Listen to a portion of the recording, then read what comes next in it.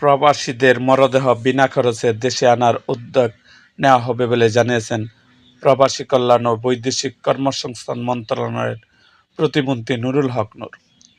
আজ মঙ্গলবার 24শে ফেব্রুয়ারি প্রবাসী কল্যাণ ভবন প্রাঙ্গণে প্রবাসীদের মরদেহ বিমানবন্দর থেকে নিজ নিজ বাড়িতে বিনামূল্যে প্রেরণের জন্য ওয়েস অনার্স কল্যাণ বোর্ডের 2টি ফ্রিজিং অ্যাম্বুলেন্স উদ্বোধন অনুষ্ঠানে একথা বলেন তিনি।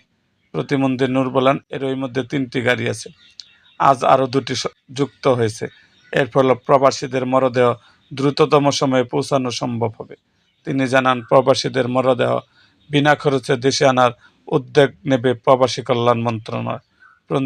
প্রতিমন্ত্রী আরও বলেন, মরদেহ আসা মাত্র 30 থেকে 35 হাজার টাকা দেওয়া হয়। জনশক্তি কর্মসংস্থান ও প্রশিক্ষণ ব্যুরো BMUT রেজিস্ট্রেশন করে প্রবাসী গেলে 13 লাখ টাকা দেওয়া হয়। এরকম আরও ভিডিও পেতে এবং রাজনৈতিক অঙ্গনের নানা ঘটনা ও ইতিহাস জানতে আমাদের মুক্তাগাছার ইতিহাস মিডিয়া ইউটিউব চ্যানেলটিকে সাবস্ক্রাইব করুন এবং পাশে থাকা বেল আইকনটি বাজিয়ে দিন।